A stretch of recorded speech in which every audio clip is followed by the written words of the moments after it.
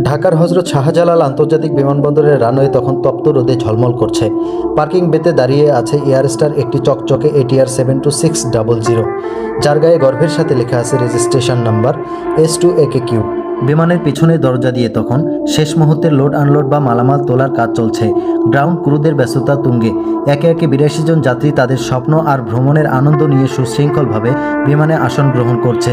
আজ প্রতিটি আসনপূর্ণ যান্ত্রিক পাখির পেটে যেন এক টুকরো বাংলাদেশ।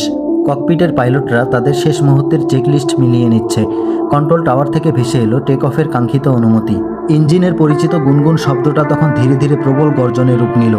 S2AKQ রানওয়ে ধরে তার ডানা মেলে তীব্র গতিতে ছুটতে শুরু করলো। কয়েক সেকেন্ডের মধ্যেই ঢাকা শহরের মাটি ছেড়ে আকাশ স্পর্শ করলো।